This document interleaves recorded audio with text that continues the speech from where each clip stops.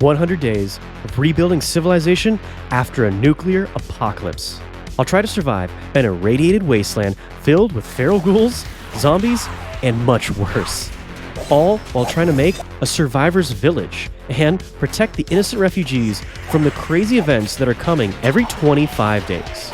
We need to raise crops as the seasons change, heal our radiation poisoning, and build a stronghold and an army to defend our base for 100 days.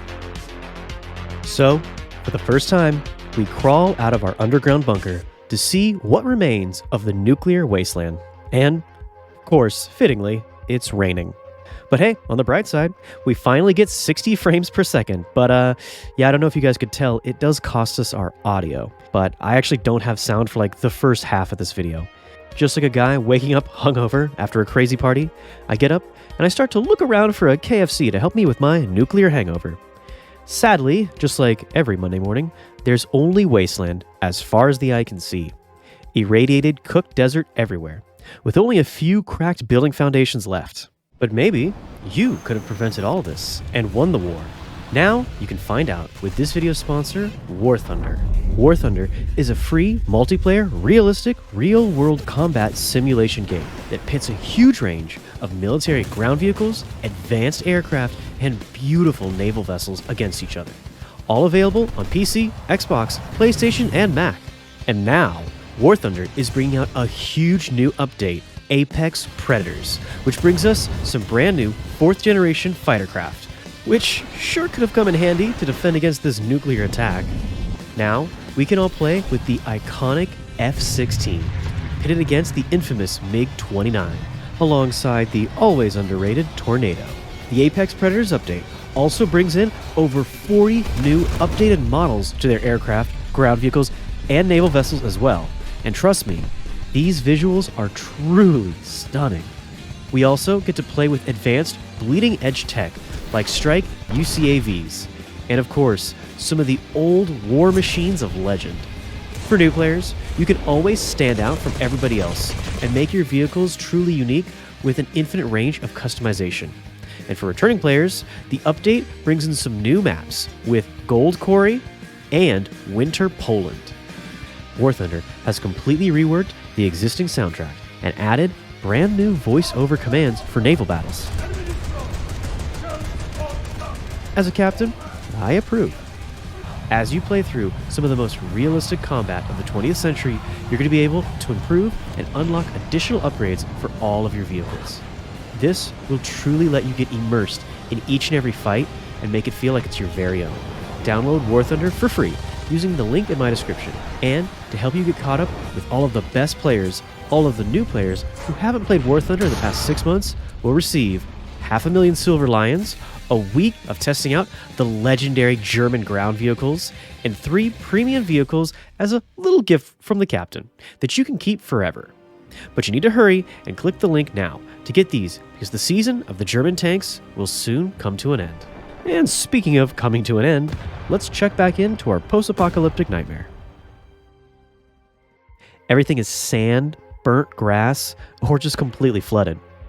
The good news is, there's some crispy little shrubs left over here, which does remind me a little bit of KFC. So this should keep us alive, for now. Ravines everywhere, broken ruins all over, and I gotta be honest, this map is really cool. Oh, sorry, getting back into character.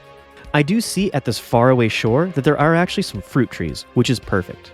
In the meantime, though, we're back to a classic 100 days, day 1 stuff, making wooden tools. But we should have some help here, because I get to see this patch of melons. Clearly, other survivors have tried to make this whole thing work. Oh well, mine now. But seriously, as I start to make my stone and iron tools, I decide that I'm going to make it my mission to find all of the bunker survivors and make a new settlement for all of the vault dwellers. For now, it's getting pretty late. It's time to go hide from all the mobs. So, somehow, once again, I end up playing Nuclearcraft and building underground for like the 100th time. But I know I'm not going to be underground for much longer. It's time to raise back up and rebuild the world. For now, though, I am scared. Time to cook some iron in my new little cubbyhole. And speaking of being very scared, I continue to head even deeper underground and start my first big mining run to get my iron tools. So yeah, maybe not a great start, But hey, maybe on day 2 things will get a little bit better? They won't. But with the sunrise shining in my eyes, I'm ready to get started. We grab some dirt, and I start doing the best thing in all of Minecraft. That's right, Pam's Harvestcraft, boys. Woo! We get this little baby farm upgraded. I start adding some more dirt till it looks like a proper farm. I then run out and start grabbing some bones. No idea what this animal's supposed to be, but whatever. Then grab some shrubs and get ready to plant some lentils for protein, get swole, some sisal for some string, and then some chickpeas. Again, protein, because you can never have too much. Remember guys, I am a YouTuber, not a nutritionist. Please do not try to eat chickpeas until you get buff. Try steroids instead. Hey, speaking of steroids, let's juice up the lentils and start to get this farm really kicked into the next gear. Continuing on the theme of taking shortcuts to success, I'm going to make some wool by farming all the sisal. That means we won't need any sheep to get wool. And if we make a sleeping bag, we won't even need any wood. Sleeping bags are fine, I guess. They let you sleep throughout the night, which is great, but they don't give you a spawn point like beds do. But then again, I'm doing hardcore mode, so I don't really need a respawn point. And even though we do that and play it safe, somehow that doesn't get rid of this little fanboy. And now it's like painfully obvious that we have no audio. It's really weird to be fighting a mob and not hear the fight. But hey, 60 frames. Worth? Well, maybe setting up these melon plants will make the lack of sound a little bit easier. I know for a fact making all this armor sure will make things a lot better. So we start with copper, which is pretty cool. Kind of looks like I'm wearing a cardboard box. But judging how broke I am, that's actually pretty accurate. Speaking of being homeless, I gobble up all my scraps, which barely even fill my hunger bar at all. But hey, maybe there'll be some more food in this abandoned building over here. Smells like this could have been a public bathroom? Or maybe that's just me. Okay, this time, let's head out for a real exploration adventure. I'm gonna head to those few buildings that survived the nuclear attack. So, we eat up, then we jump in the water, and get ready to head to the inner city. And you know what? This still isn't as bad as downtown LA. I pop my head into the first building, and soon we get our first fight. Skellies and spiders start to push me around, and I kind of almost get myself trapped down here. So, of course, somehow, I managed to figure out how to almost die on day 3, and I have to run away and start eating. Again, still not as bad as downtown. For some reason, I decide that maybe I should keep on heading deeper, and yeah, no, time to leave. I then decide to head upstairs. By the way, what office building has a ladder to get upstairs? It doesn't matter. I find some loot in this dude's office. Oh, looks like this guy was stashing gunpowder in his desk. Very cool. I watch the sunset, and I start to feel a little bit romantic. So I decide to try to find someone to share this beautiful moment with. I head down to the office, and I find a skeleton. But honestly, I like a little bit more curves on my mobs, so I politely decline. At night, the mobs in the city are way too crazy, and this is just too dangerous, so I need to break out through the window any way I can. And then I find a place that's far enough away from all the mobs to sleep, and luckily don't get myself in any real trouble. The next day, we start to harvest some wood. I managed to find some spruce, which is the best wood in the game, case closed. And make sure to watch this. Beetroots. They are super important in Nuclearcraft, so that's actually the real highlight of this whole trip. Then, we find a subway in the basement of one of the buildings. And as we come up, once again, I find this other mini farm. Clearly, this was not here before the fallout, and this is more proof that there's some desperate people trying to make a living in this nightmare place, and they need my help. I'm really trying to do this whole answer the hero's call here, but what I'm not trying to do is burn up into a nuclear crisp. The rad meter is getting a little bit spicy here. Woo! As I start to get closer to the center of the wasteland where the city once was, the rads start to redline. This is just too dangerous for me at this point. I'll need to consider some kind of radiation shielding before I can even start to head back this way. But I can't make any radiation shielding just yet, because with no lead, I'm led to believe that we're going to have to wait on that. Wait, like, because lead is very heavy? You know what? I'm going to go quiet, just like my audio recording, focus more on building and a little less on the dad jokes. Luckily, my reward for those horrible dad jokes and pretty horrible building skills here is that while I'm mining and looking for lead, I find our first crystal cave. This cave has emeralds, diamonds, and a ton of gold. As we come back on the surface, well, kind of half surface, as we come back to our underground starter base surface thing, I start to add even more furnaces and cook up as much of these new ores as I can. And that was a good idea. What was not a good idea was to get some jungle wood and replace the best wood in the game, spruce, with this peasant trash wood. Ugh. orange wood. Kind of looks like Donald Trump's face. Ugh. Sadly, I don't have enough of either kind of wood to make this house great again. And whether it's going to be spruce or jungle wood, we're going to need a whole lot more of it. So, just before the sun rises, I start to use my diamond pick, and I turn the lava lake into obsidian so that we can make a new nether portal. In the process, I knock this zombie into some quicksand and I trap him. Oh, that could come in handy later. Foreshadowing. But back to current shadowing. We have our portal ready. Now, we just need to dig through this gravel until we get some flint and steel, even though it's really flint and iron. But anyway, never mind. So we light this portal up and jump right inside. We grab some glowstone, which is going to be great for making radaway. But the real reason we came here is for the quartz. This will be a big part of our Nuclearcraft machines. We get back to the over, and I try to get some cherries that night. While, I gotta say, these fights and these zombies with no sound, let me make some sound effects for you guys.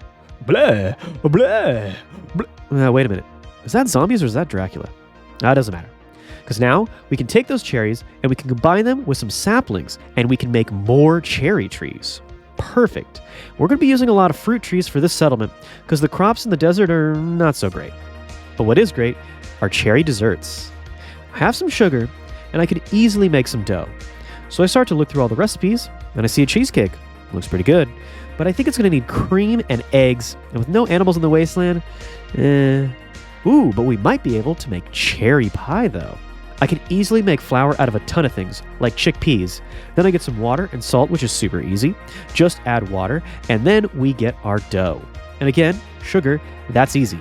We got a ton of that with the desert agave. I really have become a sugar daddy after that deserted island video. And speaking of dessert in the desert, we now have our cherry pie. This gets us a bonus 6 hearts of extra health. Not bad at all for our first Harvestcraft food. Man, I gotta say, I love this mod. And I know, I'm a broken record. I say this every time, but I love Pam's Harvestcraft. Now that we've set up our little mini cherry orchard, we get some storage set up on the surface. And like a lizard, I start to slither my way out of the cave and onto the desert floor. But just as I'm starting to get above ground, I do have to head back down to get some more Nuclearcraft ores. And while it is a little ironic, I know nuclear materials are what made this wasteland. Regrettably, I am going to have to harvest some nuclear materials to fix it. So here comes the thorium. We start to cook up our huge supplies of ores, and I gotta say, this might take a while, maybe even half my life. Speaking of half-life, okay, that one was not smooth, I'll admit. The decay generator is the first power source that you're going to get in Nuclearcraft, and only power source that uses radiation that I'm going to be using. At least that's what I hope. For now, we're going to need this block of radioactive materials, green, uranium, and black thorium, and put them on the decay generator to get a little bit of power running to our very first machine. You know it, you love it, the manufactory. We just need a little spot to put down all of our machines. Maybe right here? Maybe not over the quicksand. Okay, let's head right over here instead. Thorium, decay generator on top of that, and manufactory sticking out front. Not very much power. So getting solar panels will 100% be our very first objective. But before we start messing around with our futuristic nuclear power stuff, let's head to the past and try to find some goodies in your mom's tube. Ooh, there's a 2,000-year-old pizza. It just needs to be reheated. More importantly than any of that, by the end of day 8, we now have enough materials to make a panel. But my radiation level is slowly going to climb up. So before I do that, I decide I'm going to use the lead and cook up some radiation shielding. After all, we are going to start playing around with some spicy rocks. So, we craft up some fresh iron gear to add the light radiation shields to. And you have to make it all fresh because you can't add radiation shielding to any damaged gear. We then get 2 more shields, and I add them in my bra and my jockstrap. And yes, it's 2023. I can wear both if I want. But what I can't do is spend one more night in the dirt underground like this. And as I go skipping through the desert, I start to head toward the wasteland to see how well the protection is going to work and how much it holds up against the radiation. And, well, as I start to get closer, the rad meter pretty quickly starts popping up to 20 plus rads. Let's go ahead and get some sugarcane and start working on getting medium radiation panelings before we try any of that. We plant our sugarcane over on the shore here close to our base, and then we head down to the mines so we can start to work towards this solar panel dream. We just need a little bit of lapis to do that. By the way, for all the new viewers, did you guys know I used to call it Lapras? Yeah, I just love that Pokemon so much. Can you blame me? We get back home, and I start to work with all the machines when I realize, man, Man, this is going to be really tough to work with at night. With all these zombies out here, this might get dangerous. That's the bad news. The good news is we have our first solar panels. Oh, actually our first 5. We start by adding a power grid to the top of all the machines, and then on top of that, we throw down our 5 solar panels. Boom! Now that we have a little bit more power going, one of the first things that I always like to do is to move from a coal furnace to a redstone one. This is a thermal machine, a little bit different in the recipe. It takes tin gears to make a machine frame with some redstone, gold, and 2 copper gears. It's pretty easy to make one. And as soon as we plug it in, we now have a furnace that doesn't need any coal.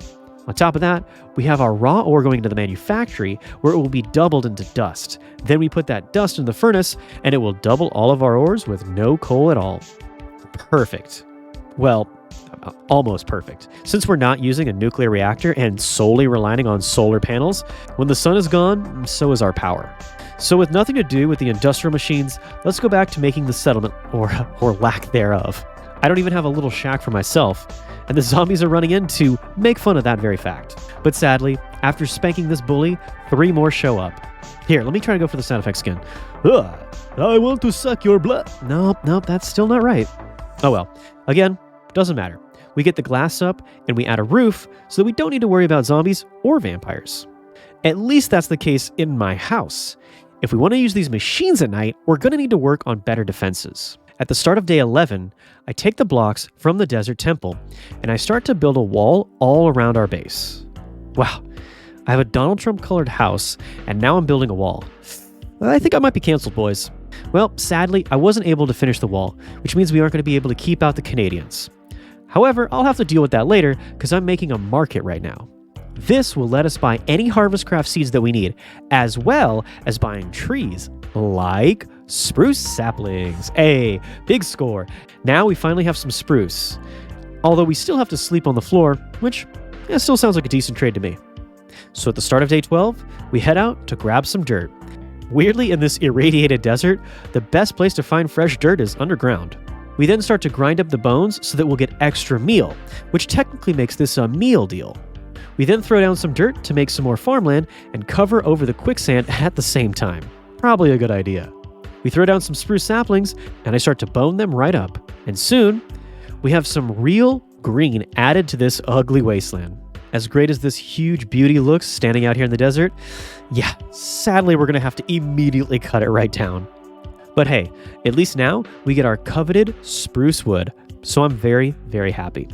In fact, I'm so happy, the next thing I immediately do is get even more dirt and make a few more little patches where we can start to make even more mega spruce trees.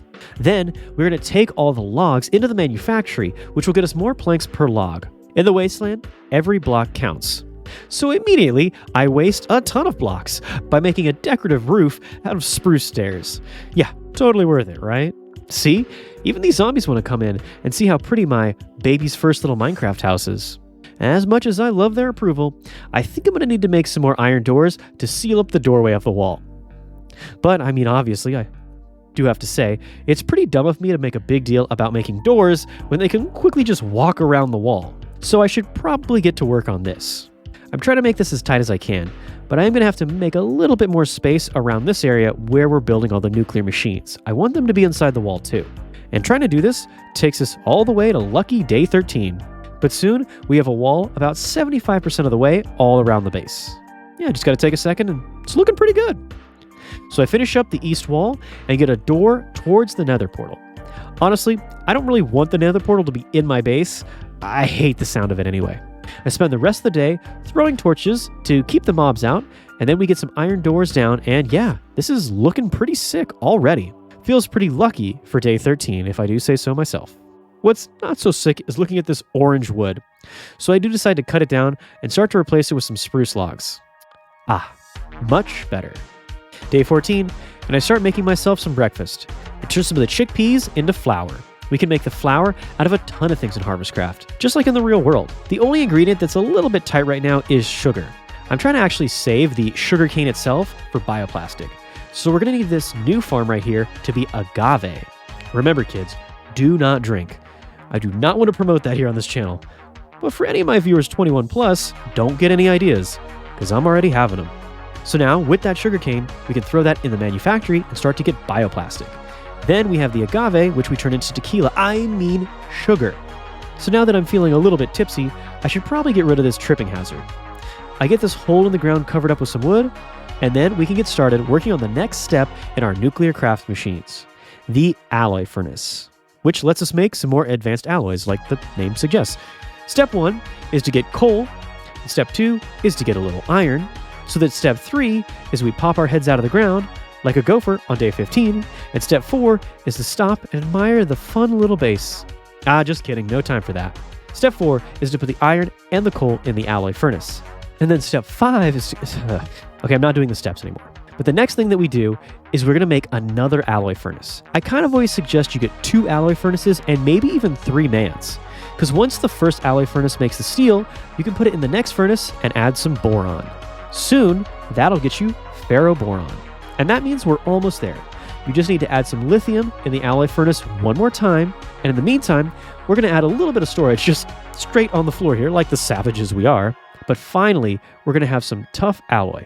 One of the best things to come out of Nuclearcraft. This stuff has the same stats as diamond, only it's sick and jet black, which is way cooler, which means now I can make my diamond-ish pick and head into the depths. So on day 16, we come home weighing a whole lot more. And this time, it's not because I ate everything on the Taco Bell menu. Instead, it's because we have a ton of Nuclearcraft ores. So to make the cooking process a little bit smoother, we add a double chest, then a hopper below that to move all the ores from the chest into the manufactory. Then we add another hopper under that going into a double chest on the ground to pull all the dust out once it's been doubled. That was smart. But want to see something dumb? I make all of these speed upgrades, and even though right now all these solar panels are doing a pretty good job, doubling the speed with the speed upgrades means the machines double their power usage, which these little solar panels just cannot support. Sunlight makes everything better, right? Well, just like curing my depression, sunlight alone didn't quite do the trick. Even in the daylight, the power isn't nearly enough to power up all those machines with their 12 upgrades, so I'm down to more like 1 or 2 maybe. Man, I really miss my nuclear reactors. I guess I'll go plant some cherry trees to try to make myself feel a little bit better. Nope, didn't really work. I'm going to take this sadness underground and start a sad boy mining run. But just then, I find another little sad boy. This is one of the survivors who's still living underground. Now, I want to make fun of his little dump of a house here, but my house isn't really that much better, so hey, we can trade gunpowder with this guy. So let's build a staircase that goes directly down to him all the way up to the surface and mark this spot for later. Back on the surface, we load up the top chest and we start to make some copper solenoids for our solar panels. And we're going to need to get more copper than Mr. Beast gets YouTube views. So I spend the whole day just cooking copper and slapping solar panels. What? Now, why does it sound like I'm selling drugs? Honestly, it's just going to take us so many of these. I really want to start looking into making some more efficient solar panels. But it's going to take a lot of tough alloy. You might even say it's going to be a little tough. Oh, God, why am I like this? I also kind of look into making batteries so that we can save some of the solar panel through the nighttime and keep our industry going just a little bit longer each day. And while the Nuclearcraft battery is by far the best battery, it is an expensive one. So to try to get a head start, I'm going to start making the ion cells right away, which unfortunately does take hard carbon, so goodbye diamonds. But by day 19, I'm out working hard on the agave fields. It's a simple life, but it makes a man feel good. We then get a melter crafted up, which is pretty easy, and we can slap that onto the power source as well, which is just more stuff that needs more solar panels, so I'm sure there's not going to be any power shortages here. We do need this, though, to start melting up all of our sugar. So we go ahead and throw on 2 more solar panels. I'm sure that's all we'll need. Yep, you guys can already see this is going to be a disaster. We even plop on 2 more, but it's already too late, so I can't even try to fool myself into thinking we'll have enough solar power. So that's the bad news. At least we have the mats to make the medium radiation shields, and we have just enough tough alloy to make a chest plate. This should cover up all of our vital organs. Luckily, I'm not really using my brain. I even wrap it up and get a total of 3 medium shields and pop them into my pants, which I'm honestly not really using either, and then I do my head. All that's left is my feet, so I might be losing a few toenails, but I guess that's just the cost of doing business. But just then, I remember how much money I made last month on Only Toes, so I decide to protect those as well. So, now that we're fairly protected from radiation, I decide to put myself at risk of diabetes, and I spend the whole night making more cherry pie. Day 20, and I pop on back home. Take a look at this little beauty. I crank out a few more solar panels to make it just a little bit more beautiful. And a quick little side note, yes, the solar panels work just as well even in these wasteland sandstorms. So now that we have just a little bit more power, and we've got all that molten sugar, it's time to add on our next machine. We're going to turn all that molten sugar into ethanol inside of a chemical reactor. But we need a little more redstone to make the advanced panels, so we head out and we start digging deep and hit the redstone. Finally, we get back home on day 21, and now we have the mats to make our first chemical reactor. Once we get that in place, we make a portable water source, which is actually a pretty dope Nuclearcraft machine. We do have to run out to get some water, and the second we pop our head outside of our walls, things get a little spicy. We have to do a quick drive-by bucketing. We run around the back and quickly hide our scared little butts away.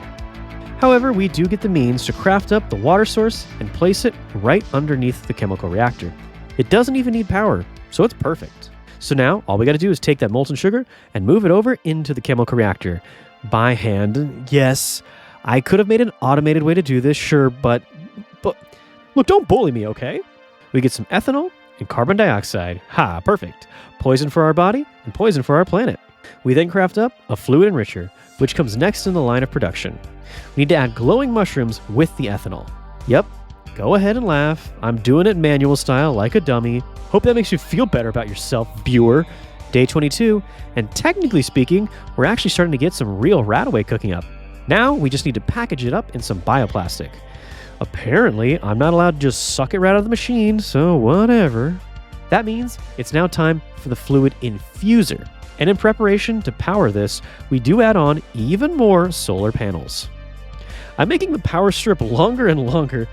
I'm excited to see how far we can go with this. Now, the best way I can think of to get a mushroom is to head into the nether. We grab a quick brown mushroom, and then we head deep down underground to a wide open area where we can power grow this thing up. Finally, we get all the mushrooms combined with the glowstone to get glowing mushrooms. Not cheap, sure, but hey, you know, the other option is a slow radioactive death, so yeah, it's a tough call. But I do finally decide to add those mushrooms into the enricher. Soon we get enough tough alloy to get the fluid infuser, not to be confused with the fluid enricher. Look, if you're confused, I wouldn't really worry about it. After all, you're not going to be the one injecting the stuff into your arms, so there's really no risk to you, right? We throw the last one of the fluid thingies on the power cord and move the radaway to be packaged up inside of some bioplastic. Finally, we get our prized piece of Nuclearcraft goodie, radaway. And now, in my happiness and adulation, I will be performing my radaway dance of my people. Yeah, you could say I was pretty excited at this point. Now that that's out of the way, the next big project will be getting our solar panels officially updated. Now, the advanced panel takes 3 basic panels, but at the end, it makes 4 times the power. Plus, it's only going to take up 1 spot instead of 3, so it's a decent bit of an upgrade. And I grab some more radaway. Then, we grab some more cherries. Radaway and cherries. Life is good. Too good. We grab some beets, because eating those will actually raise your rad resistance. And that, of course, means that on the start of day 24, we're going to be taking all of our new toys and tools and cool equipment and heading to the Wasteland. Now first, let's just test everything out and see if we don't immediately die. Now the good news is, I'm standing in the same spot that I hit 23 rads, and we're only at 10. And in the center of the Wasteland, we're peaking at about 57, so we're definitely really going to need to hurry here. But luckily, with the radaway, we can heal if the radiation starts to spike up a little too quickly. Now, I poke my head into the first Wasteland house. Deserted. Not a great sign. Then, we move to this stone temple over here, which unfortunately is empty as well. Is there anything left out here? Finally, we head to this central building, which is from Rogue Dungeons. This is the central entrance to the sewer system of the city, which I'm very familiar with.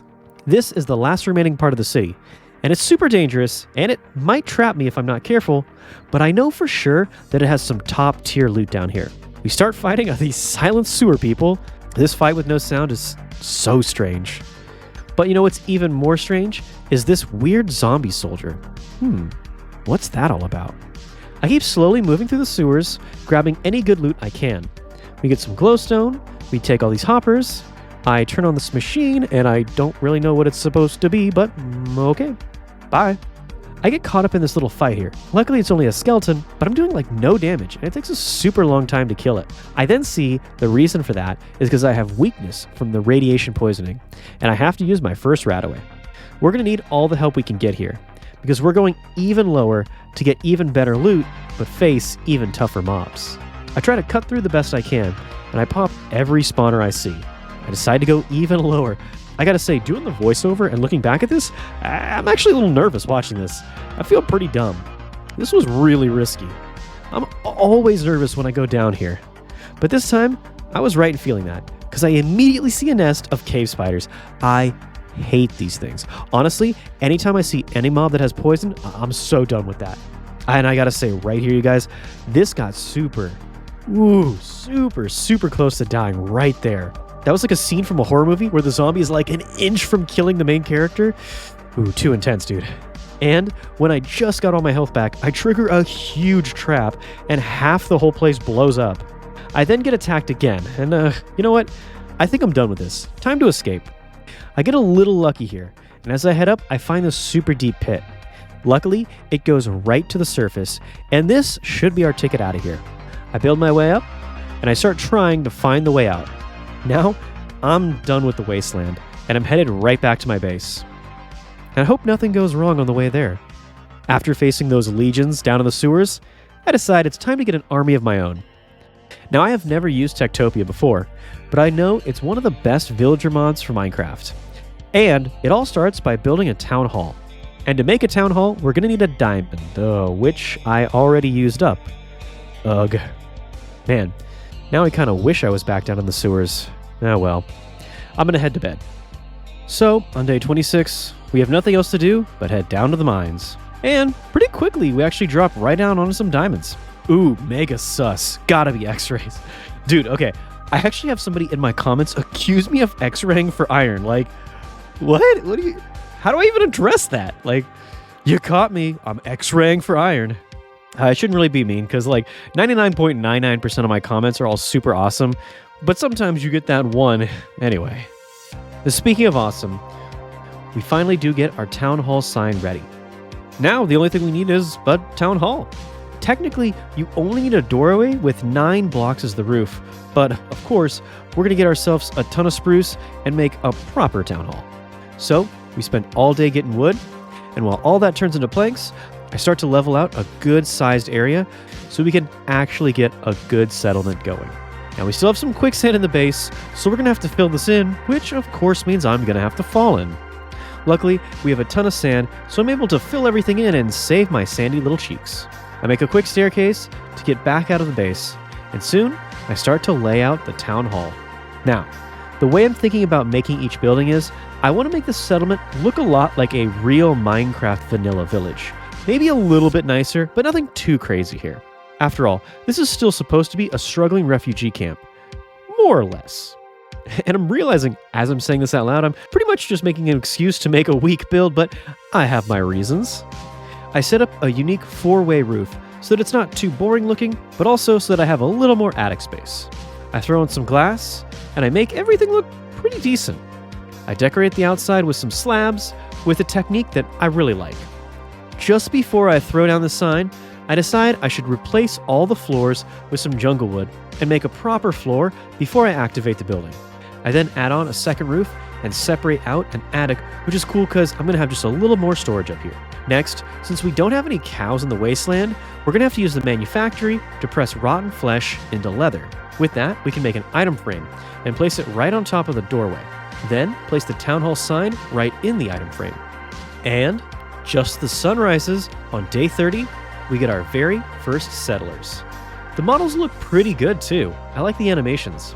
They've kind of got like an old western-timey look, and I like that.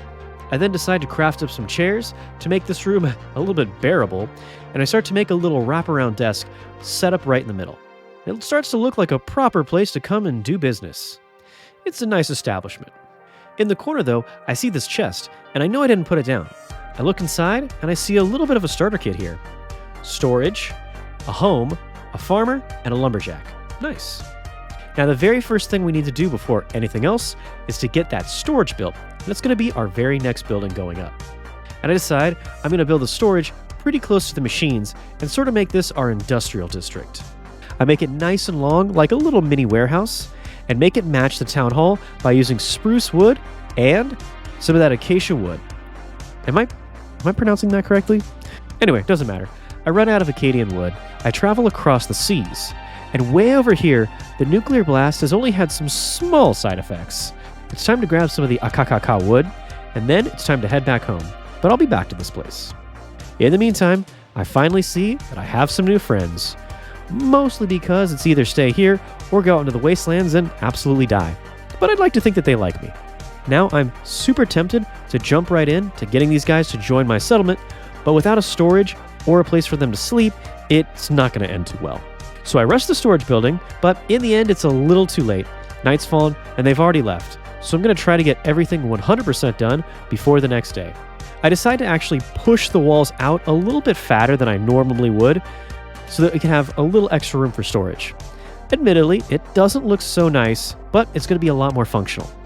I light the whole place up and finally set down the storage. I think if you set down a single chest, it works a lot better with the AI than a double chest, but either way, just as I get the roof down and looking good, I see that everyone is coming back to town. I throw down the storage sign and I get this little warehouse ready just as the nomads come marching in. I can see that they all sort of queue up at the town hall and get ready to be assigned their new jobs. But I can't hire them until I have some houses for them to sleep in, so I'm going to have to rush a little house as quickly as I can. That means I throw down the quickest house I've ever done. It ends up looking, okay, but let's be honest, I'm trying to do a speed run at this point. I get the bed crafted, and look at this, so small. It's like a college dorm room. Ugh, so bad. Plus, in the end, it doesn't matter anyway, because once again, the villagers have already left. And at this point, I'm thinking, I kind of suck at this whole thing. But since I couldn't get that done, I decide I'm not just going to waste time and hang out all day. I decide that I'm going to make another house right on the eastern wall. About halfway through getting this building done, I see that the nomads have come back. I'm getting the floors and the walls set up, but no, this is just too small. Once again, I quickly decide to make the building a little bit bigger, even if it's going to look a little bit goofy in the end. But hey, I've always said, the captain still thinks you're beautiful, even if you're a little bit plus size. A bit more sisal, for a bit more wool, for a bit more beds. A bada bing, a bada boom, and now we have a 6-person, 6-bed house. By the way, what does a bada bing, a bada boom even mean? Am I like cursing in Italian? Anyway, on day 33, we need a little bit more leather for item frames, but I've run out of rotten flesh, so we're going to have to head back over the seas to less radioactive pastures. Speaking of nuclear winter, I find out that the seasons have changed to a brisk, snowy winter. And by the way, I know that nuclear winter has nothing to do with seasons or snow. It's just a joke, guys. Calm down. That was another weird comment, although I gotta say, that one was like a year ago, so you know what? Now that I come to think of it, if I'm only getting one mean comment a year, that sounds like a pretty good deal. What's also a pretty good deal is getting all this easy leather. Well, I mean, good deal for me, not for the cows so much. Also, it's not a good deal for whoever lived here. A small house with a little starter mine under it. It's obvious that others have tried, but haven't had very much luck out here. I also see this stone house, and things here are even worse. But maybe this is a good opportunity. Maybe I can fight my way through and just barely get to this amazing loot. And it's one bread. Boo, unsubscribe. After that fiasco, I'm getting a little sad, and it's getting a little cold, so I'm headed back to my home base. And when I finally do get back home, I can see that I may have brought some leather, but it seems like I've also brought the weather, because now it's starting to snow. It wasn't just that other continent that had the snow. Winter has come here as well. So, with my teeth chattering, I craft up my item frames and place them all over the doorways. Now, it's time to buy some professions. And, wow, these are all too expensive. You know what, instead, let's try to buy a house sign. Wow, these are so much more expensive. 20 emeralds for a house. Eesh. Oh, still not as bad as my rent, actually. Also, we already get this 2-person house anyway. We put that up, and you can tell it's working because the beds all turn yellow. Guys, seriously, the beds The beds turn yellow. How am I supposed to not make a joke about that? Also, after going through all my storage, turns out we have just enough emeralds to get that 6-person house sign. So that's also a plus. Slap that down, and now I just need to go drink a bunch of water so I can officially turn all these beds yellow. So why would you choose yellow? In fact, you know what? I'm going to turn this bed yellow right now. Guys, I didn't make this mod, I swear. On day 34, I dry myself off, and I spray on a little Axe body spray to clean up. Man, I should really get sponsored by Axe. No. Nope. And it looks like I'm just in time. Our new villagers have shown up today, and it's a big deal because we're finally going to be able to settle our first nomads and bring them into the village. You know me. The very first thing that I'm going to want is a farmer boy. Looking clean. I'm jealous of those overalls. Also, I'm pretty excited because the very first thing I see is that this villager is able to actually use Pam's Harvestcraft crops. Kinda. They're sort of messing up the farm here a little bit, and it's not super smooth, but I do find out later that they do harvest a little bit of the Harvestcraft crops. For now, it's time to grab another nomad. Instead of getting a lumberjack, I decided I want to focus on food and play it safe, so I'm getting another farmy boy. Now, to get more villagers and to expand our village, I'm going to have to buy more trade tokens. Let's see if we can trade with these merchants to get more emeralds. This one is willing to trade 64 iron for 1 emerald, so I don't really want to trade that just yet. In my desperation, this is kind of a waste of a farmer token, but I really want to get a lumberjack, so I change our second farmer into a lumberjack. Lumberjacks actually can harvest up a good chunk of wood and make a decent amount of money if you sell the logs. However, just then, I actually see in this chest, the items with green text means that they've been harvested by villagers, and I see that some of the Pam's Harvestcraft crops are green, so I know they were picked by villagers. So technically, the 2 mods are compatible. Tektopia technically works. Never mind, I'm done. So I throw some food in the storage for the villager boys to eat, because I'm not sure if they can actually eat the Harvestcraft stuff. And in the end, I decide that these 2 mods definitely work out, but it's a little bit smoother if we just go ahead and plant vanilla crops. Speaking of working very smoothly, the lumberjack immediately gets right to work, cutting down some of the spruce trees. That was stunning. Now I'm starting to understand why the ladies love the lumberjacks so much. As the villagers all go to sleep, I decide to get to work, getting this farm fully ready for the villagers to work on. Also, I'm going to add some sticks and planks into the storage so that the villagers can craft up their own tools. Then, late night, we drop the beats. Man, that was such a bad joke. But what's not mad is this little man-made village. The settlement is really coming along pretty well, if I do say so myself. So, on day 35, we get the 6-person house ready, and just like that, all the beds turn yellow. Please stop. I then decide to open the back side of the house to make a little extra room. Even with all this room, the 2 villagers are just chilling in this little shack playing Xbox all day. I do see their inventories. They are collecting wood and resources, which is good. Now, if only they would actually leave the house. Oh, hold on, wait a minute. I'm the landlord. I can evict them for any reason I want. So just like in real life, these poor villagers gotta go. Now they immediately move into the upgraded house so that I can reclaim my little shack. So that night, we head underground and we grab some dirt. We get a little bit of iron, and by day 36, we get back home and I start to get our next farm expanded because we're going to need a little bit bigger farm now that we have a farmer getting us food full time. As for making some money and our expansion, we're going to have to do some deals with Baldy over here. He's going to buy 64 oak logs for 4 emeralds, which isn't bad at all. But the catch is they have to be green text. That means they have to be farmed by the villagers. I then head to the storage and I see that we've only managed to collect 4 oak wood, so yeah, this is going to take some time, I guess. We do, however, get just enough emeralds to get 1 more farmer. So I grab this young man, Narrow Shattermast. What a weird name. Narrow Shattermast. You sound like some old English admiral. By the way, where are the villagers getting their oak from? Oh, hey! Who cut down all my cherry trees? George Washington, where are you? By the way, George, I got an old English soldier over here who wants to fight you. Finally, with all these villager rascals dealt with, Dad can get back to making our wheat farm a little bit bigger. Day 37, and we add a crafting table so the villagers can make their pathetic wooden tools while I craft up my super decadent cherry pie lifestyle. Just outside of the village walls, we set up the farm and make some Pam's Harvestcraft crops, because I have not given up on Pam's Harvestcraft yet.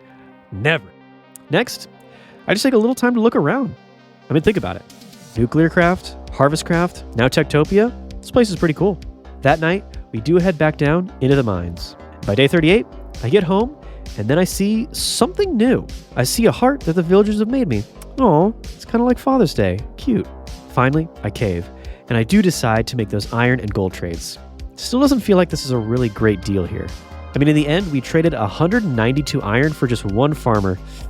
I guess that's just the cost of saving the world. Day 39, and we get another insane nuclear winter sandstorm. No biggie. The problem is, whenever there's any weather or any rain of any kind, the villagers are always going to stay inside. Because of that, there's not really too much to do up here, so I guess we're going back down to the mines again. Redstone. This is big for Nuclearcraft goodies, but also, we're going to go full gold digger mode and grab as much gold as we can. Day 40, and as I'm getting a good pile of gold, going full smog mode right here, we also discover audio. Hey, I forgot what Minecraft even sounds like. Now, we're trying to get all of our gold doubled and cooked. Meanwhile, I see that the villagers are all getting attacked. I rush in, bravely, trying to slay the zombies and protect my settlers, when... yeah, well, turns out these dum-dums were just running into fire and hurting themselves. Man, these guys are pathetic. I really do need to help these people out. You poor little things. So now, on this sunny little day, we do get a chance to watch this settlement come to life. Look at all of these villagers and all these survivors. I grab another farmer token, and I decide we aren't going to make this a big old sausage party anymore. So we pick out this lovely lady and turn her into a proper country girl. Just like Miley Cyrus. Ooh. Actually, can I send her back?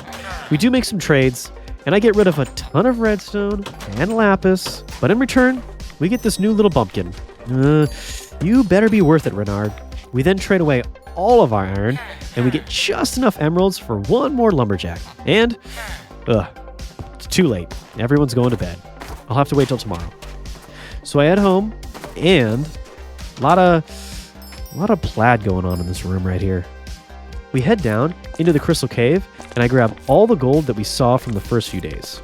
Then we get back to our industrial burnt machines and start to double up and cook up all of our gold, getting ready to sell something that doesn't absolutely break my heart giving away. And speaking of a broken heart, you know what's more important than gold? Love. Nah, let's go mining and get more gold, boys. Besides, down here we find redstone. Redstone's red, hearts are red. It's basically the same thing as love, right? Right?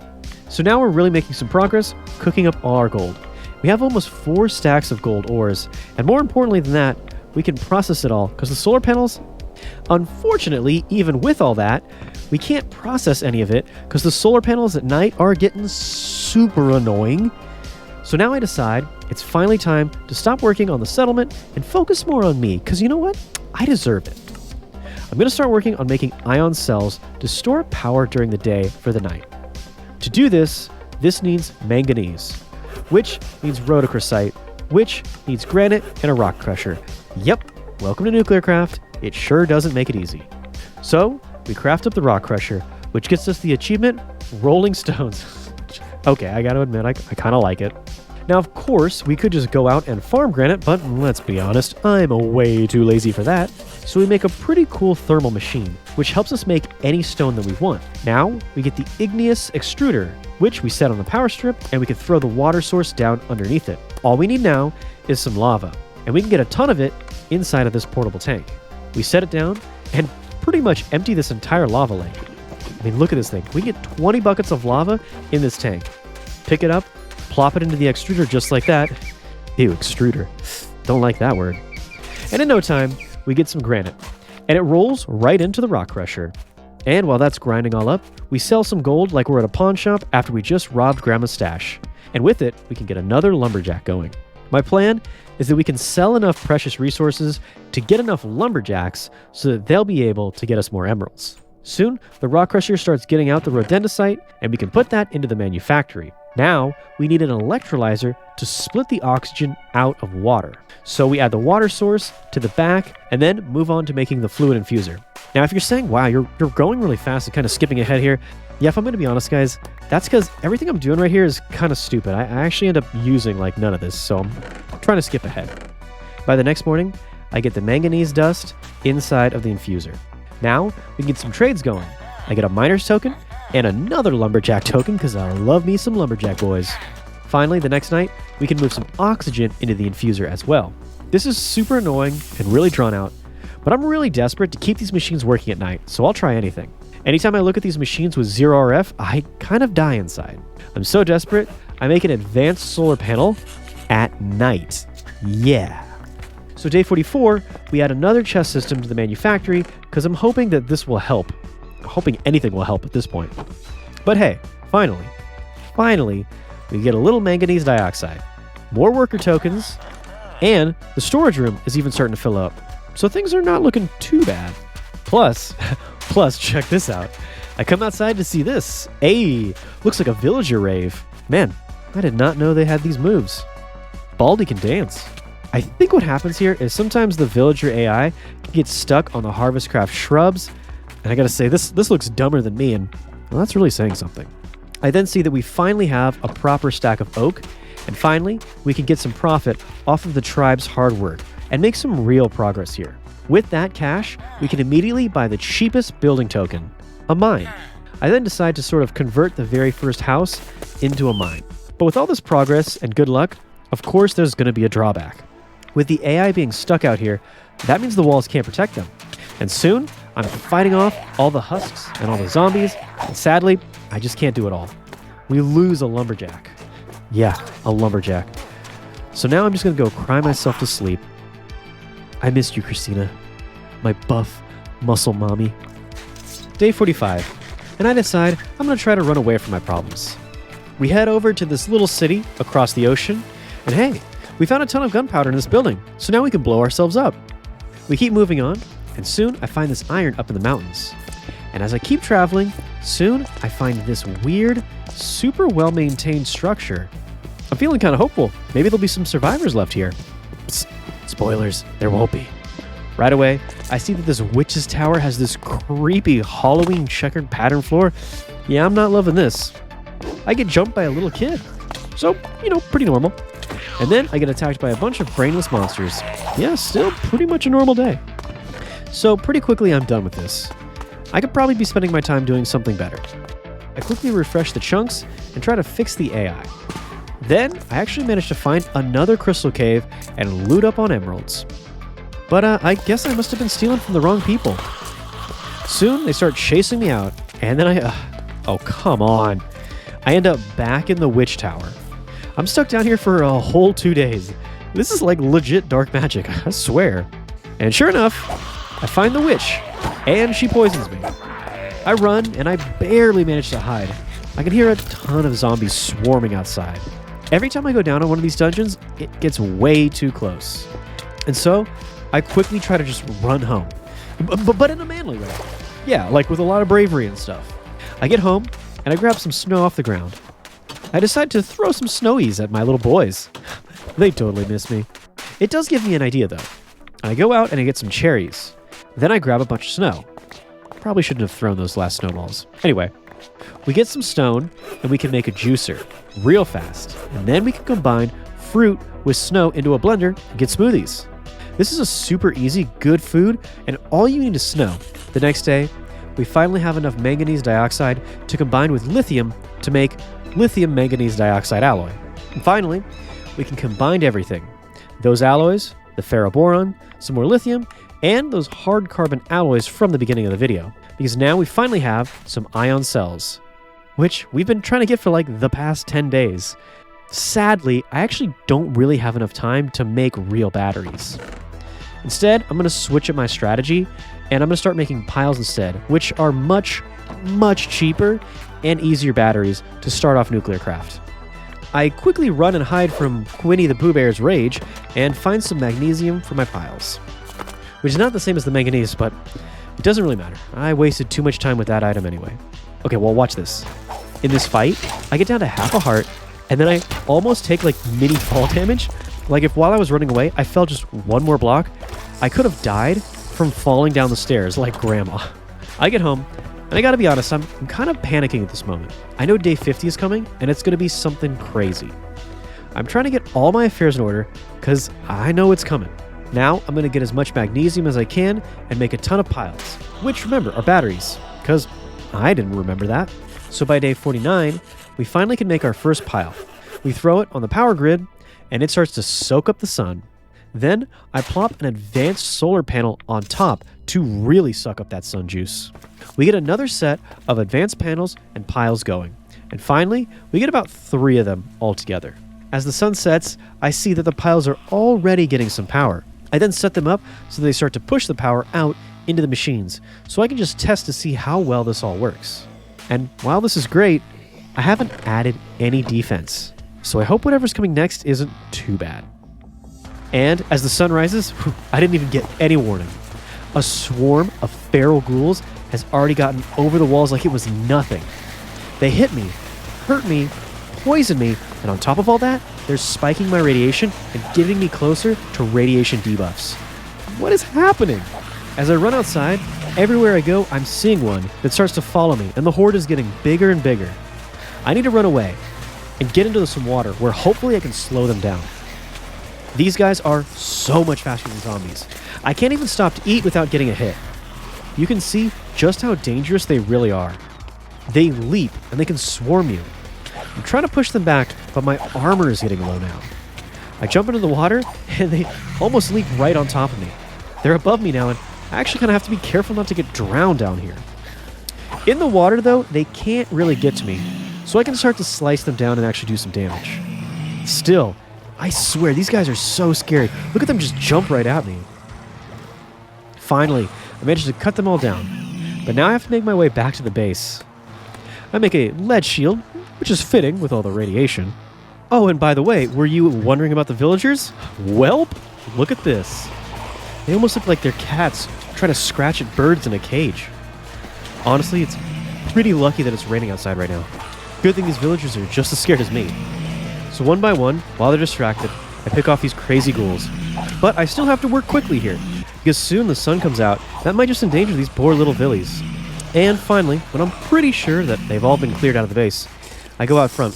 I start to clean up all the walls, and I make sure there'll be no more jumping over. Honestly, I got kind of lucky with this one, and I didn't lose any villagers, but that was really close. We can't count on the rain again. We're really going to have to work on our defenses ASAP. Of course, we can't just focus on that, because as you can see, the villagers are really starting to fall apart here. I mean, look at these poor boys. Rough. Guys, you're breaking my heart. So, we get right to work and quickly head back to the mines. Almost get blown up here really quickly. By day 51, we get back to the house, and we have a ton of gold. Yet unfortunately, empty hearts. And we get kicked one more time while we're down, because now, when we need him the least, we get one more Tektopia little treat, the Necromancer. The Necromancer is a little mini-boss that comes with the Tektopia mod. I take a quick look around to see if I can find him, but not yet. I actually think it takes about a day from that morning for him to actually show up. At least that's what I'm hoping. So since we have a second here, I'm going to scramble to get some real defenses going. To do that, we're going to turn towards the best base defense that I can possibly think of, open turrets. Open turrets lets you make a bunch of customizable different turrets, all at different tiers that you can upgrade if you like. I love tier 5, not gonna lie, but here at the end of the world, struggling to survive, we're gonna have to settle with something more like tier 2 flamethrowers. Now I don't know how they work on ghouls, but flamethrowers crush zombies, so I'm all in. So first, we're gonna set up the turret bases, one on each corner here, starting of course closest to the nuclear industry. Not because I value the machines over the villagers, no. Okay, maybe. But hey, look at this. By day 52, we pretty much have 5 turrets with one set up in each corner, so that's pretty equal. But let's be honest, I know where I'm going to put all my ammo first. So now, all of the villagers are safe inside of the walls, and of course, this lumberjack immediately goes outside into harm's way. Cool. Just as I turn my back, boom, it happens. Necromancer comes around the corner, and our defenses aren't even close to being ready. Now I try to slash him, but I'm not doing any damage. Turns out, you need to kill all of his minions first, and I can't really find any of them. Once again, we get lucky, because he's stuck outside of the wall. What's not so lucky is that somehow he's managed to spawn a zombie inside of the wall. I managed to find him and clear him up again. Then I head back out, and I try to knock out the last of the zombies out here. But soon, somehow, he slips inside the wall. I get a little scared here. I actually kind of thought I was going to lose this miner when... Oh wow. I actually think he saved us. He grabs all the emeralds that were dropped, but you know what? I gotta be honest, he kind of earned them. And even though we managed to miraculously survive the ghouls and the necromancers, the people are not too impressed. Everybody around here is pretty bummed out. To make your villagers work more efficiently, you have to keep them happy. And to do that, we're going to get a bard in our village. But, ooh, just a little bit too expensive right now. I head to the sleeping area and I try to do a little lullaby myself. Perhaps I could be your bard. No? Okay, I'll get the emeralds. Fine. And we're gonna have to do this as fast as we can, because, I mean, look at these guys. Dude, you're making me sad. Please. We head out into the mines to get even more gold and even more stuff to sell. I feel like a bad RPG player. Like, I guess I'll just grind for gold to get XP. I do get a pretty good haul, and I start to head home. And it's just in time, too. And Drumwind barely gets away from this creeper explosion. Huge hole in my wall. To make myself feel a little bit better about that, though, I head back to the Nuclearcraft fund and I make 3 piles and a redstone furnace. Probably don't need an extra furnace, but you know what? I like it. It just makes me feel happy. I then spend all night adding more piles and more advanced solar panels. By day 56, I add an oak orchard so the lumberjacks can chop here and leave my cherries alone. Finally, that night, I head out to the abandoned city again. What we're doing here is grabbing some really quick, better building materials so that we can expand the settlement for our next big project. But pretty quickly, the zombies are a little bit upset that I'm breaking down their house, and you know what? That's totally fair. I'd be mad too. At first, I'm actually fighting them, pushing them back into the hallways. I'm doing an okay job of holding them back, but it doesn't take too long before they start to really swarm and overwhelm me. I don't want to get in trouble here. Pretty sure I've worn out my welcome. Time to leave. Just before the next day starts, I get gray, or I guess apparently it's called cyan. Yeah, right. Well, whatever it's called. By day 57, we get all the walls run all the way down from the town hall corner to the coastline. Now we have access to the sea like a true port harbor town. Then we head over to this little corner right here where the temple used to be. It's an easy little wall to tuck everything in. Only about 6 blocks to seal off the entire shore area. And I gotta say, I really like the look of the cyan. No, gray. I'm calling it gray. Gray terracotta. I like the gray terracotta so much that I'm replacing all the sandstone with a proper concrete wall. I do expand out a couple of blocks and run the wall right up to the pit lip, which gives us a little bit more space, which is kind of good. It's getting pretty tight in here. I set up the iron doors once again, and I keep on moving down the line. It's a little bit taller. I think I'm adding a block or 2 in each spot. It's much thicker, a little bit sexier, kind of like me. What am I talking about? How do I love this gray wall so much? Anyway, gotta focus. I head back into the shore area that we've blocked off, and this witch kindly reminds me that we forgot to light this whole place up. So, in order to claim it proper, we run around and light this entire place up. No more mobs in this area either. While we were in those abandoned buildings, I did grab some smooth slabs. Now I'm going to use those to make a crisp-looking walkway. We then spend a whole 2 days working on our next big project. I want to spend a lot of time on this because I think this is going to be the best building of the entire settlement so far. Maybe the entire build. This will be our true coup d'etat.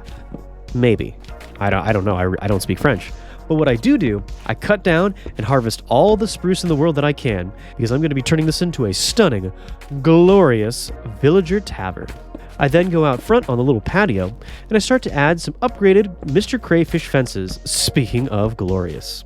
Sadly, they don't really mesh well here with the stone fences, so you know what? I'm going to have to choose one. But I mean, let's be honest. I think we already know which one I'm going to choose. So I replace all the fences on the outside, and I get it looking pretty sharp. At the start of day 60, I'm proud that even in this post-apocalyptic wasteland, I still have a pretty good looking building going up. As I work through the entire day into the night, soon we have a roof that's looking pretty good. But I'm not just doing a simple diagonal roof here. I'm going next level, like literally building another level, and I'm adding a little mini storage / place for the barkeep to live on the very top of the tavern. I then start to lay out the entire floor. Now, because it's so close to the water, I decide to raise it up and keep it about a block off the ground to add a little bit of height. And also, it does give the whole dining area a little bit of a view. I gotta be honest, guys, is it painfully obvious? I really like this tavern. Like, this is making me want to go out and grab a drink in real life. But I get a little distracted here. The traders are coming to town. And this is pretty good, because last I checked, I think I'm gonna need like a stack of emeralds to buy the tavern sign. And I can clearly see that the boys are starting to throw a little party. They must be celebrating the brand new tavern. I don't blame them. We sell a ton of gold, iron, lapis, redstone. I mean, you know, all the things I want and love, but the next thing is actually pretty good. I sell some of the harvested wood and get even more emeralds. And now, the emeralds are really starting to pile up. Finally, this town is starting to make some real progress. Now, we can buy a bard and a guard. Whoa, did you hear those bars? Hey, maybe I should be the bard after all. Soon, we get our very first guard. And in his big, strong arms, I sure do feel safe. Then we get our bard, Melklin Smith, cousin of Will Smith. Now I don't feel so safe. Back in the town hall, I see that I do in fact need 63 emeralds. Ooh, heart shattered right there. Broken into a million pieces. This is going to be tough. Did you hear that, Mr. Smith? That means making everybody happy is going to be on you alone for a long time. The next day, I run out and grab the trader as soon as I can, before he even gets close, because we got some work to do. Time to go full Wolf of Wall Street here. We get enough monies to buy a chef, butcher, and a rancher token. Of course, that means the tavern's going to have to wait. Soon, my precious. Soon. Now, we even have to start to break out some diamonds. I'm trying really hard here to push for these emeralds. I'd sell my soul if it was worth an emerald.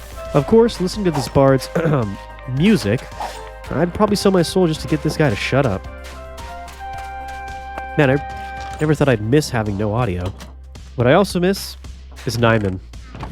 See, the guards are... Look, they're really great for defending the town, but in a wasteland this dangerous, it's really tough to keep them along for much more than one night. But on day 63, in honor of his dumb face, we will officially finish this tavern. Our goal? To make peace, not war.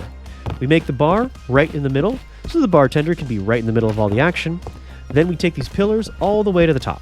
For the bartender to get up to his bed at night, we then make a staircase that wraps around the central pillars, going all the way up to the top room. Dude, have I mentioned that I really like this tavern? This place is gonna rock. I stand back and take a little look at it, admire my work. It's pretty much done, and yeah, I'll say it, this building's gonna be good. Now I'm gonna grab some Mr. Crayfish tables and set those inside to make everything look a little bit nicer. However, I am gonna make Tektopia chairs so the boys will be able to actually sit down in this place. We then go around the entire patio, throwing out these iron lanterns, and we even get some set up inside as well. By day 64, we got all the glass windows in place. We spend the rest of the day getting the upper floor finished and looking proper. Windows, we throw out a roof, and just fixing everything up, making everything look nice and detailed. I do have to be honest though, I'm starting to get a little bit obsessed with this. Getting a little wrapped up in this. I actually totally forgot that the world has ended and zombies are coming for us. Probably a good time to build up the practical defenses. I had a little walking path on the inside of the walls, so it'll make it a little easier for me to run around and defend. Day 65, and I'm going to head out and get back to some mining, because I kind of feel like I haven't been doing that in a long time. I head out to a brand new area across the sea and find some urns. Ooh, easy diamonds. This new area is full of urns and diamonds. I am technically grave robbing. Should I feel bad for this? So much for feeling bad for defiling graves, because now I found another crystal cave. I start to grab a ton of emeralds out here. This means maybe, just maybe, the tavern dream is alive. So, as we come back on day 66, we dump a mountain of iron and gold into the processor. Dump. We dump. Is dump a gross word? Feels gross. Dump. Yeah, I'm going to say it's gross. I take a little time here and spread out a few more of the slab path. I'm making things look a little cleaner, because we're really coming up in the world. The melted down, burnt up world, but still, we're coming up. And after slapping these zombies up last night, I see another little stinker has found his way into the middle somehow. This is where the guards would really come in handy. But after that stinky boy has been dealt with, I see that the villagers are all looking pretty happy now. I guess I have the bard to thank for that. What's better yet is the next day I see an army of nomads coming in. Our settlement is really becoming a beacon in the wasteland. So I check into the office and I start making some more deals and steals or something like that. I start trading again. Next, we turn one of the nomads into a chef, a butcher, and finally, a rancher. This will help majorly improve the food situation for the entire settlement. Finally, that night, we get enough stonks to buy the coveted tavern sign. And we even have a little left over to buy a cow pen too. So now I'll have a place to sleep. Yay! I then walk up and very proudly place the tavern sign on top. And in no time, the whole town comes running. Oh, look at this little buddy, man. He needs this bad. I jump behind the bar and I start slinging drinks like it's Coyote Ugly. Okay, now I know that reference is going to miss a lot of people because I haven't even watched that movie. I see everyone drinking, cheersing, and happiness levels going up. This is great. This is perfect. Honestly, this is almost better than a nuclear reactor. I think I might be the happiest person in this whole building right now. Only one thing's missing. Where are you at? There he is. Here he comes. Start dropping the beats. Little Bardax in the building. I just kind of take a moment here. Take everything in. This is a really happening place. Coachella 2020... Oh, well, I guess this would technically be like Coachella 1, since everything started over in this new world.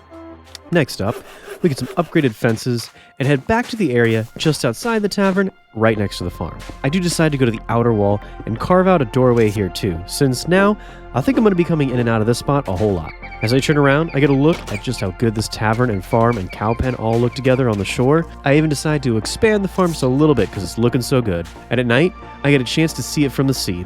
I'm loving this so much. I'm really getting weirdly too into this. Okay, I'm being a little too wholesome here. Let's jump right into day 69. Nice.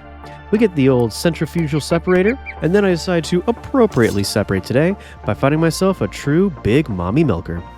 Soon we get the wet mommy milker back to her cage. Ew, okay. Ugh. Day 69 is so gross. I want to be wholesome again. I head out and I get some redstone that night, and I spend the rest of this nasty day underground. We get back up top, and we load up all of our machines. Then, we grab this villager's heart. I head out that night, and I start to chop down a ton of trees. I take out this oak tree, and this is not a tree, that's a building. Okay, I gotta keep going. By day 71, we head out, and we find ourselves a nomad. Time to get a rancher. Even though when I see him with this hat on, it definitely looks like a vanilla Minecraft farmer. Whatever, not confusing at all, no. And we even have enough emeralds left over to get another 6-bed house. Now, that's everything we need. Oh, well, except I guess technically we actually have to build the 6-person house. I look around and I find a pretty good spot. Why not put it up against the wall just like the other 6-bed house? And so, going for another speed run here, I'm trying to get this house down as fast as I can. Don't tell Dream, by the way, that I'm speed running it. I don't think he can copyright the concept, but still, he'd try to kill me. By the way, what is Dream doing nowadays? I haven't seen any Dream videos in a year. We set down a yellow bed, which is still really gross, and then I set down some red beds, and I don't even want to know what's going on there. And it turns out we actually do okay, because the house is finished and ready to go by the next morning. That's good.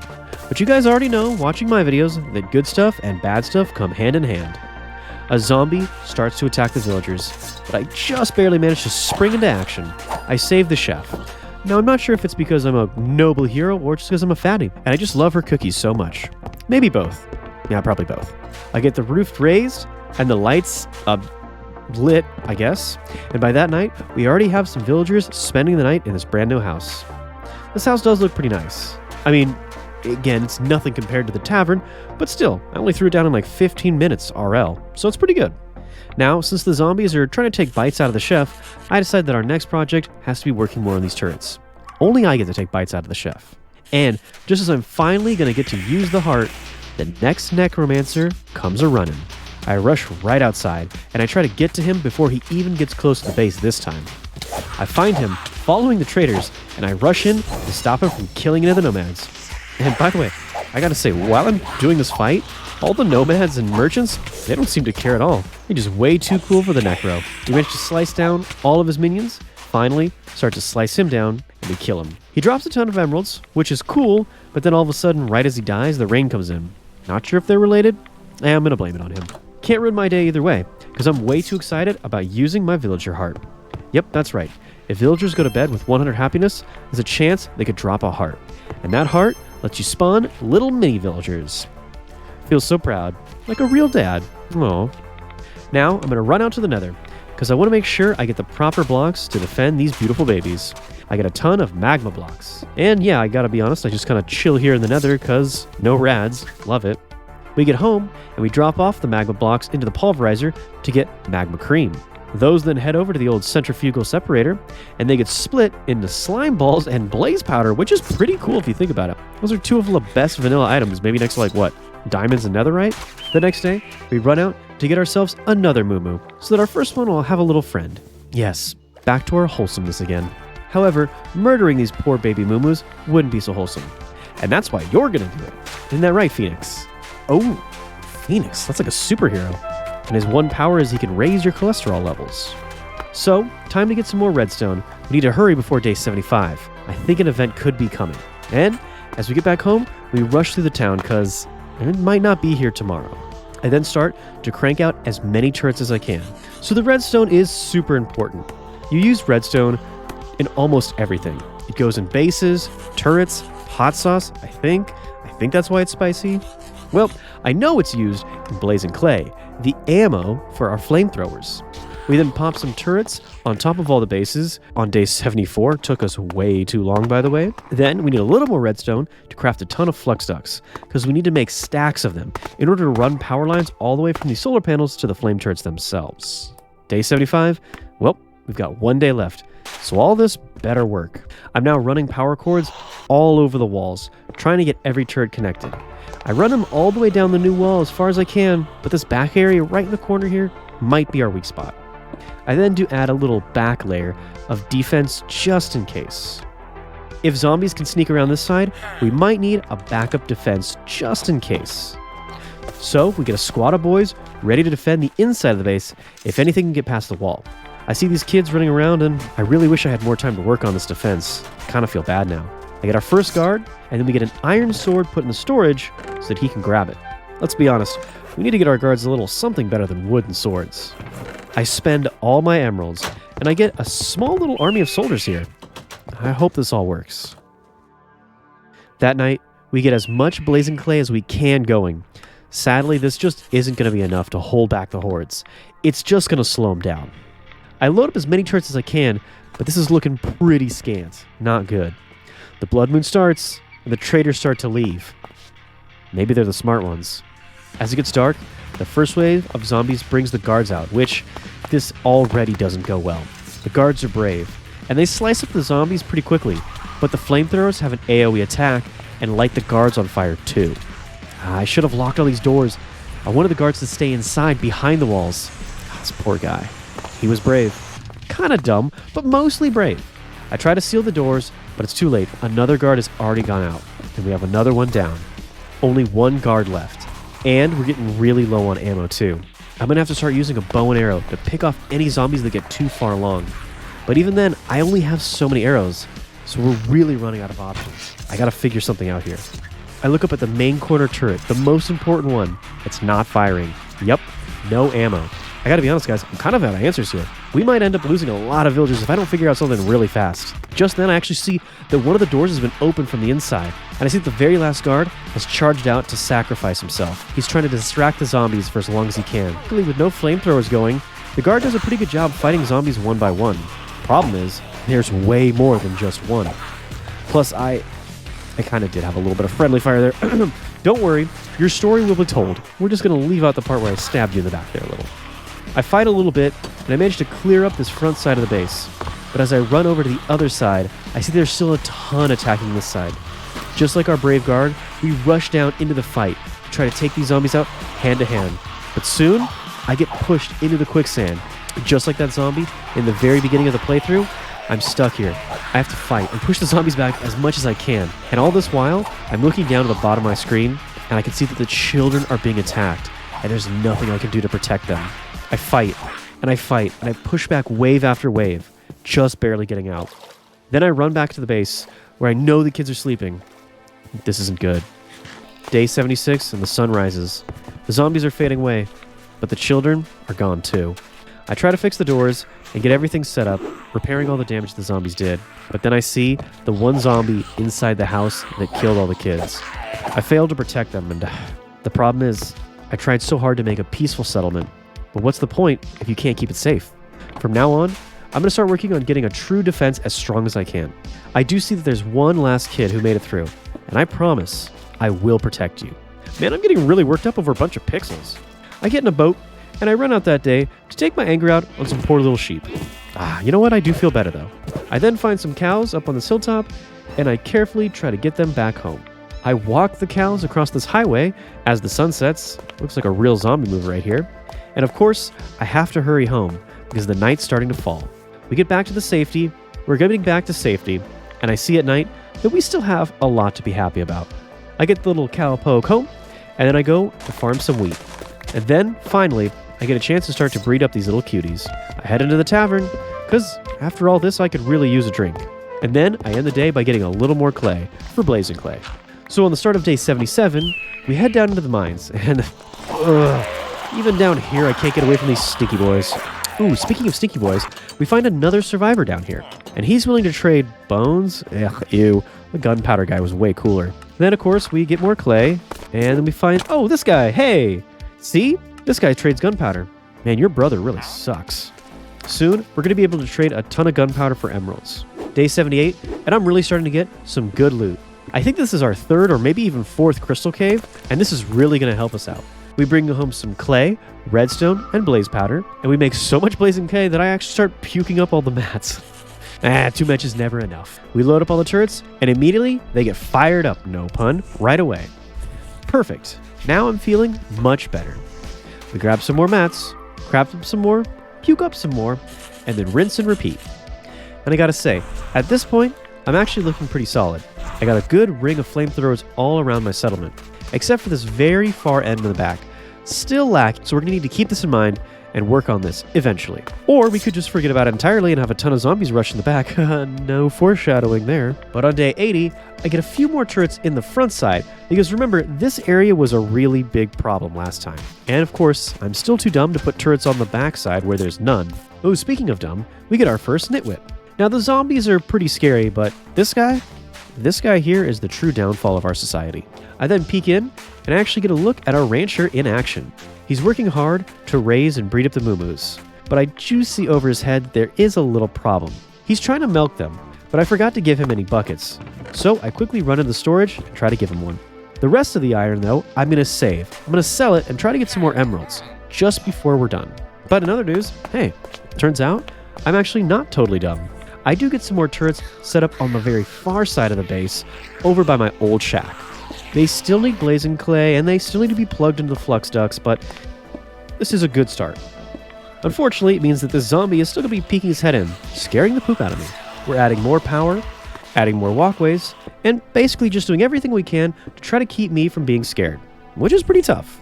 At this point, I actually have a pretty decent defense ready to go. So now it's time to get back to working on the townstead. So it's about time to get back to working on the townstead. I then see that the chef is carrying around some ingredients, like the milk. But with no kitchen, this is going to be a little bit tough. So I decide to spend some emeralds, and I get us a brand new kitchen. I then decide I'm going to turn this small little house right here into a kitchen. Pop this up, then chop out the beds, and I run this over to the new houses, but this actually kind of doesn't really work too well. I go to the other door and I try to add 2 more beds, thinking like, oh, it'll be 8, but then I just end up ruining the entire beds, and yeah, there's only 2 left. It didn't go super smooth. So instead, what we're going to do is we're actually going to run a wall down the middle of the house. This will split it into a 2-bedroom house. And then, just like in the real world, even though the house is the same size, this will justify me increasing the rent by double. Yeah, totally fair. Even better is on day 82, I get another heart, and we go over to pop out another little mini boy. Hey, a lard? A lard? That's a little bit weird. Anyway, then we get a huge stack of blazing clay, and we really pump up all the turrets. But we don't stop there. I'm actually going to try a new little trick, and I head back to the burnt out city. I'm going to get a ton of terracotta, because if you put the terracotta into a pulverizer, you can get clay. I also then grab some bricks and a little bit of slabs just to annoy the zombies. Day 83, we get home, and I drop off all the building stuff. Then we run around, and I finish the slab walkways. Day 83, and we get home. I start to fill this chest up with all of our stolen little building goodies. I then try to finish all the slab walkways. See, I'm so nice to you guys.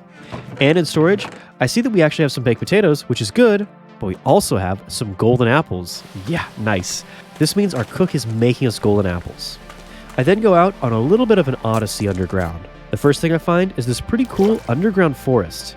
It's looking like a paradise down here, but I can't go back to living underground. I've already done like 3 whole videos of this. Sure enough, we find another crystal cave. Perfect. Day 86, and we come across this massive underground railroad. And we even find this huge lava chamber. I know that all these things have nothing to do with the nuclear wasteland, I just kind of thought it was cool. But all of these fun things have kept me a little too distracted. And after being gone for like 4 days, the zombies are starting to be a little bit of a menace here. We have to clean them all up and get rid of these stinkies. and we have to put the doors back in place too. Then we take all the mats that we collected over the past 4 days to make a ton of blazing clay. And we load up all the turrets and keep the stink at bay. For now. But we still somehow need more clay. Day 88, and we don't have too much more time left. We really gotta hurry. We get some stonks done, and then we get even more turrets loaded up. Yes, more. I get a butcher knife, I hide behind the corner, and ha, gotcha! I attack this poor little guy. Then we get ourselves another miner as well, and at this point, we actually have a huge range of villagers. Day 89, and I set up another little building here. It's a little shack right next to the ranch for the butchers. We get everything finished, and then we throw up we don't throw up. You guys know what I'm saying. We add the item frame, and then inside of it, we put the butcher token. And this makes a slaughterhouse, I guess. You know what? Deli. Yeah, I'm going to say deli. Sounds a lot nicer. Then we connect everything with the stone slabs all the way over to the deli to connect everything else. But on day 90, I see that the butcher is just chilling around town. Why won't you go murder? Come on, man. Not in a murder mood today? This is actually a good thing, because it turns out the butcher will not kill too many cows. He'll only start to kill cows if there's too many already. So I grab some wheat, and I start to really breed them all up.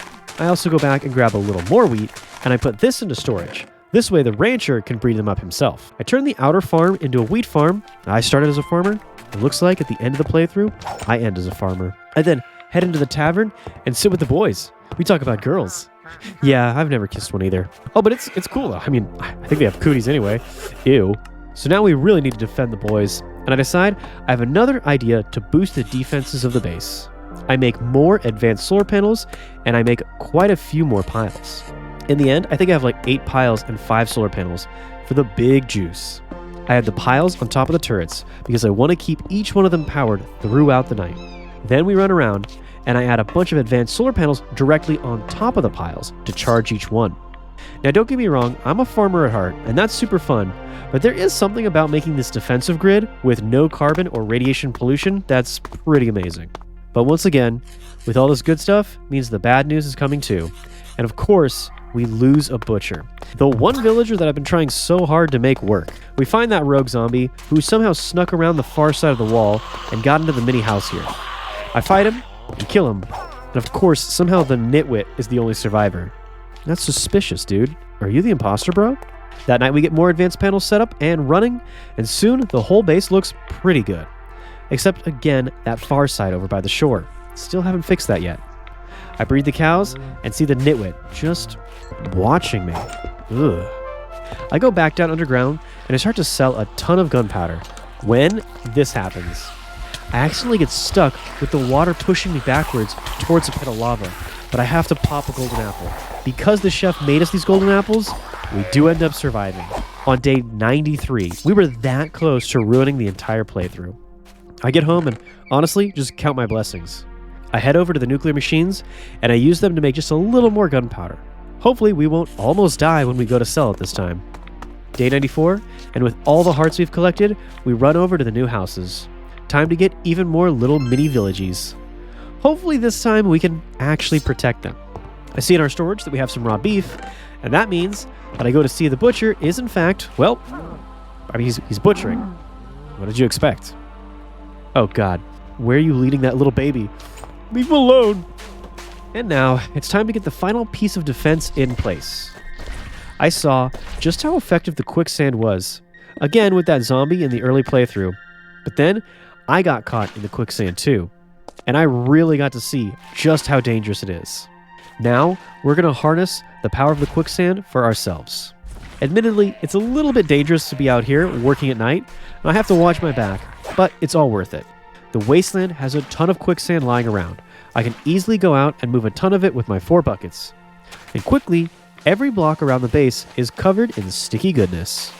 I add some around this part here, near the industrial district, and then I run quicksand all the way down the south side of the wall, the biggest wall, and I do try to leave a little bit of space in front of each doorway so that we can still use them, at least for right now. Day 96, and with only a few days left, we need to really focus on getting everything ready. I set up the block on top of the doors to cover them. This way I can pour quicksand up here and stop the guards from getting out and the zombies from getting in. Or Or just to stop me, honestly. We let in the traders one last time, and I sell basically everything I have for emeralds. Finally, we can buy a barracks token, and even a few guards too. We get to the other side of the far house and turn one of these sides into the barracks, which is a little bit weird, I will admit, because the other side I think has a bunch of kids running around in it. And now we're going to cram this side with a ton of soldiers. I set up a small mine over here and set up the mining token in this place instead. By doing that, we freed up that tiny first little shack, and now we can make that a house. Look, it's getting a little bit weird here, but I'm rushing here to save time. Speaking of rushing, the barracks is still going to need some work. Day 97, we get a ton of sisal, so we can really start to pump out a whole lot of beds to make a proper army. We then turn this pack of nomads into a proper legion. I'm really having a lot of fun doing this, I'm not going to lie. Even if these guys aren't super effective, they're pretty cool. We then craft up a ton of steel swords, and we stock them in the storage. I mean, at this point, more like the armory. We then craft up a ton of beds.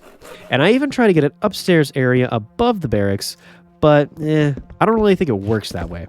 Finally, that night, we have one last heart, and we can get little Juliana. Welcome to the end of the world. To make more room for our beds, I actually break the wall out, which lets me squeeze in about one more bed on each side. And on day 98, we get one last necromancer attack. Of course we do. It's exactly what I needed. I see some villagers are stuck in the quicksand. Man, I should have known this was going to happen. Perfect timing. I lock you dum-dums in, and I turn around for one last fight. I rush in and start slicing down all these stinky minions. I try to really quickly sucker punch him here, but before I can get any real damage in, he summons another round of minions to protect him. I can get the next two minions down, and then I manage to kill the necromancer himself, before he even gets close to our settlement.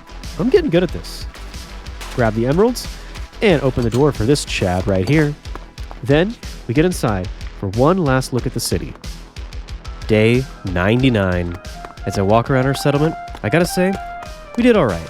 It's a thriving community, and we've truly rebuilt our town in this barren wasteland.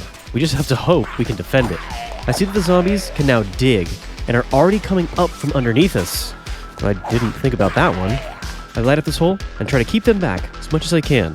Seal it up. That's the best we can do for now. Then I head up to the walls. I take one last look around, make a final inspection of all the defenses. But deep down, I really believe we're ready. But yeah, I've been wrong before.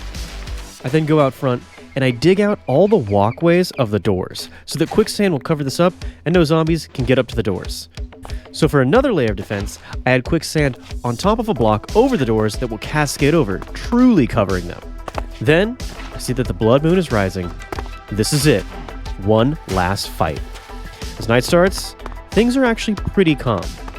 One or two zombies come up as scouts, a vanguard poking at our defenses. But they're quickly burnt away. The villagers are not as calm as me. They're panicking. But for right now, I think everything's okay. Then, sure enough, a few more start to pop up. Then a few more. This might be it. Now the horde is really starting the attack. At the same time, I see somehow that a zombie snuck past our defenses and is attacking the chef. This must be the back wall. I run down and see what's happening. And actually, the guards have dealt with this one. Now there's some damage to this building, but the guards have done their job. Let's see how things are going back outside. Whoa.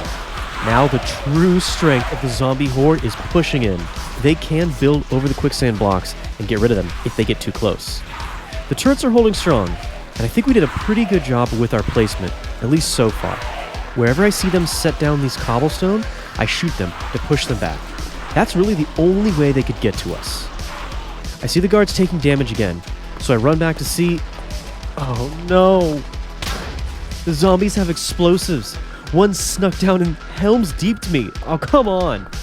The barracks has been thrashed. I fight, and I try to take control of the inside of the compound, but soon, I see everybody running from this side. I rush over to see that a few have climbed up the quicksand on this side. I take control of this part of the base too, but now we're running low on ammo. We just need to make it a little bit further through the night. Then I see that their zombies are still getting in from the ocean side. I use my bow and arrow and I shoot the zombie that has gotten inside the wall. And in the distance, I can see that the sun is coming up. We just need to hold on a little bit more. I carefully am managing my ammo, moving it from fuller turrets to ones that are really more in need. We just need to hold out until finally, day 100. The sun rises. The zombies are no longer a threat. And my villagers, they've made it. We did it. We showed everybody that there's hope. Because we did it.